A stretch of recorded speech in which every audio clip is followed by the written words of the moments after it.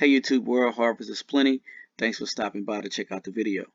So in case you guys haven't heard, the country of Ecuador suffered a complete 100% blackout. Power is now back for most of Ecuador after the entire country spent yesterday in the dark. So hospitals, major subway systems, and homes all across the nation spent hours with no power in their homes, schools, hospitals, or trains because of what officials called a maintenance and transmission issue with the national grid. Like in the northern hemisphere, Ecuador is currently dealing with a heat wave. Many dealt with temperatures over 90 degrees during that outage. So a similar nationwide power failure took place in 2004.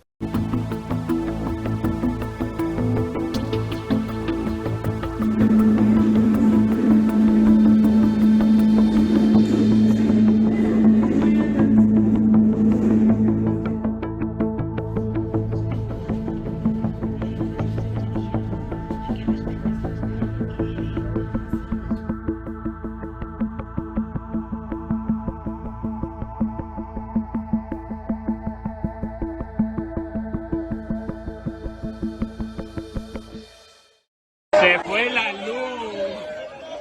Mira,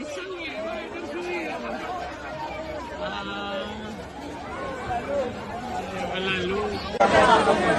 Se le fue la luz y están ahí arriba.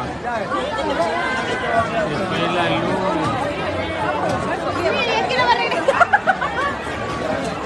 And not just the country of Ecuador. Around the same time, many of the Balkan countries as well, their power systems went down. We're talking Albania, Croatia, Montenegro, and some other nations. An hours-long power outage hit the Balkans on Friday, plunging the region into darkness. It comes off the back of an early June heatwave that saw temperatures climb to a sizzling 40 degrees. Croatian officials blamed faulty energy infrastructure between Greece and Albania for the blackouts. Ne bih volio se izleti s informacijama, preliminarno da je neki dalekovod između Grčke I Albanije ispao I onda da su se tokovi promijenili, ali to je još sfera nagađanja I nekih neprovjerenih informacija.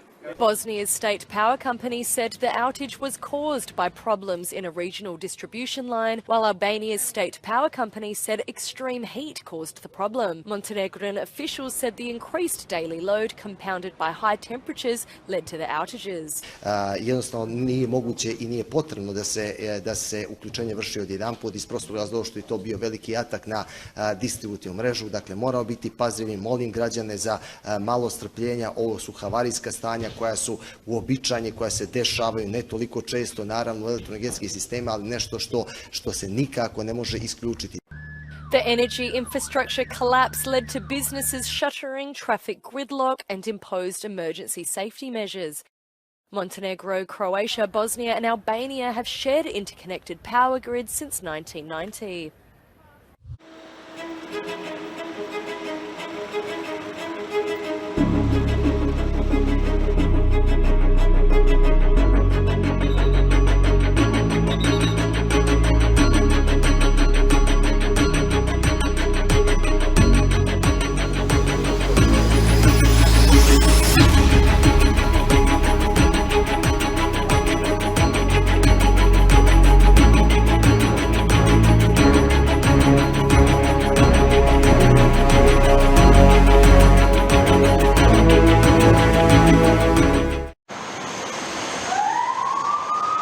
Electricity is finally back on for major cities across the Balkans after a widespread power failure in the middle of a heat wave knocked out electrical grids in Montenegro, Bosnia, Albania, and most of Croatia's coast. The problem arose as a result of a very large increase of the daily load on the one hand and very high temperatures. When you have these two causes connected, then you have a situation where you cannot transmit electrical energy through the power lines in the right way. That is, the lines are overloaded and the failure occurred. Outage of one line means overloading of another line, and so on. The outage forced businesses to close, caused traffic jams, airport travel delays, and left many stifling without air conditioning. The chaos reportedly stems from a spike in electricity use due to soaring temperatures or a disconnected power line between Greece and Albania. The whole electronic grid system of continental Europe is connected together. You can import and export and sell your power. But then the flow is that when there is a failure, it's basically passed from one system to another. High temperatures are expected to continue into Saturday for parts of the region, and many countries remain at risk for further power shutdowns. Danielle Neary, TRT World. You know, I found that it was interesting that the power went out in the Balkans and also in Ecuador around the same time. I also used to wonder how could they take down the electrical grids across the entire world. But as was stated in the news, that in Europe, that a lot of the electrical grids are interconnected. So if you take down one country, you could possibly take down multiple countries. In America, it's kind of the same way. We have three grids. We have the East Coast grid, the West Coast grid, and then Texas have their own independent grid via ERCOT. But if you take down one of those major grid systems, you know, it'll trickle across the country, and the other systems will be overloaded, and everything will go down. Also, there are 9 power stations that you could actually hit to take down the entire grid in America. That was covered in one of my videos.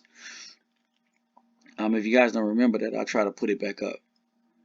But it's interesting how individuals were trapped at the amusement park on roller coasters, and people were trapped on the train systems underground. And it's going to be the same thing in America. I watched a documentary about 10 years ago that was put out by National Geographic, and it was dealing with a blackout in America, and it showed how doing a nationwide grid down, like what happened. You guys remember the video I put up? I think it was called 25 or 26 hours of survival, and it showed how the power went out in the East Coast in New York and Canada and a lot of other places. Well, the National Geographic documentary, it dealt with people being trapped in elevators, people being trapped in at amusement parks. I mean, imagine being stuck on a roller coaster, or your kids being stuck on a ride because the power went out. It talked about people being trapped in subway trains, you know, accidents from the power lot, the stoplights going out, and it said how fire and EMS will be overwhelmed, you know, with just traffic accidents alone, and also trying to rescue people out of elevators who were stuck because there was no power. So it's something that we should all prepare for, talk to our families and friends about it.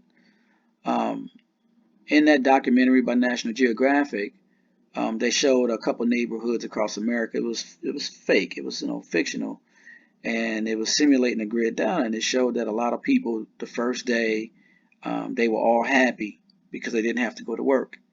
And they were like, yo, you know, we don't have to commute and we don't have to get up. We can sleep in. It feels good.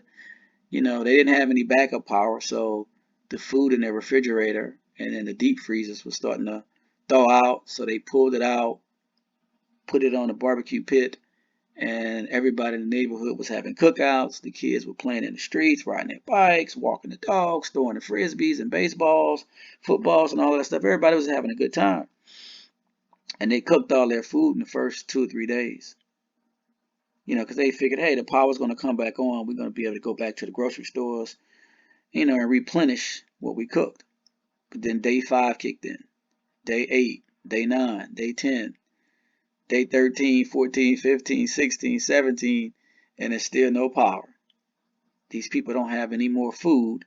There's no water coming out of the taps. People cannot go to Costco and Walgreens and Rite Aid and get their medicine. So now desperation, fear, anxiety, and all that stuff starts to kick in. And then the guns came out. And people said, hey, we're not going to starve. We got to go out and get food and water. You know, I got kids, blah, blah, blah, blah, blah. And people started going out looting and rioting, you know, trying to get food and water. And that's how it's going to be in America. I think a lot of people, a large contingent of America, is going to take the first couple of days as one big party and having a good time. Many want to write their Congress people and, you know, say, hey, I demand I demand legislation and laws to be written to prevent this from happening again. People going to want to, file lawsuits and things like that. But as the blackout goes on and becomes longer and longer, a lot of people are going to start dying off. And I don't want that to be you. So please prepare.